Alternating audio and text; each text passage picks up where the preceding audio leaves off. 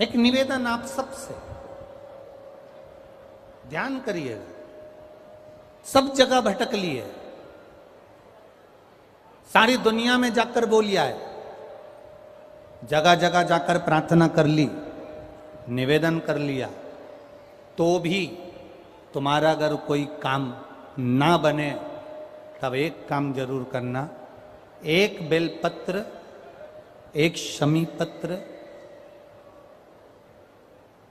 एक कनेर का फूल देवाधिदेव महादेव को प्रत्येक प्रदोष के दिन शिवजी को जल चढ़ाकर समर्पित करना प्रारंभ कर दो। 2 या 3 प्रदोष निकलेगी, मेरा देवाधिदेव महादेव तुम्हारी झोली खुशियों से भर दे निश्चित। एक बेलपत्र, एक शमी पत्र और एक कनेर का पुष्प भगवान शिव को प्रदोष की प्रदोष बाबा देवाधिदेव महादेव को जल चढ़ाकर देना प्रारंभ।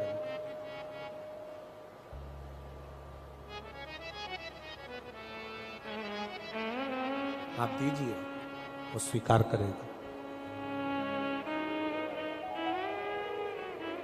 विषम स्थिति में, विषम परिस्थिति में आपने सब दूर भटक ली है, सारी ऐसी कोई जगह नहीं जहां तुम नहीं गए। पत्रिका भी दिखाई, वास्तु भी कराया, सारा दुनिया का काम कराया, उसके बाद भी सुख की अनुभूति नहीं। तब देवाधिदेव महादेव की शरणागति पकड़ी। अपने भजन के बल को बढ़ाओ, राम नाम, कृष्ण नाम, शिव नाम, जो नाम तुम जपते हो उसको बढ़ाने का प्रयास करिए।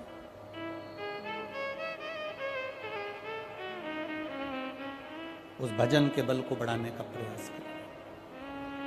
चंद्रदेव, अब तुम शिव के पास जाओ। चंद्रदेव भगवान शंकर के धाम कैलाश पर पहुंच गए, जहां पर भगवान शिव तो तप साधना में लीन थे। चंद्रदेव को मेरे भोलेनाथ जी ने देखा भी नहीं, क्योंकि वो अपनी तप साधना में लगे थे, भजन में लगे थे, अपनी तप साधना में लीन थे, ध्यान नहीं दिया। अब एक बात ध्यान रखेंगे, शिवजी का पशुपति व्रत करा, सोमवार का व्रत करा, प्रदोष का व्रत करा, सावन के सोमवार करे, उसके बाद भी भोलेनाथ जी नहीं सुने, तो ये मत सोचना कि मैं भोलेनाथ जी का पशुपति व्रत नहीं करूंगी, अब मैं सावन के व्रत नहीं करूंगी, अब मैं भगवान की पूजन नहीं करूंगी, अब मैं शंकर जी के मंदिर में जाकर 1 लोटा जल नहीं चढ़ाऊंगी। ये कभी मत सोचना, बल्कि ये सोचना कि मैंने जो आराधना करी, मैंने जो पूजन करी, मैंने जो व्रत करा, मैंने जो तप साधना करी, हो सकता है उसमें कोई कमी रह गई हो, इसलिए दूसरी बार करूंगी, तब मेरा महादेव मेरी मनोरथ पूर्ण जरूर करेगा।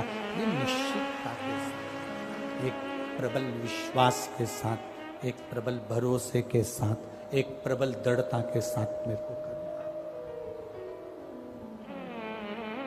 चंद्रदेव को देवाधिदेव महादेव ने नहीं देखा,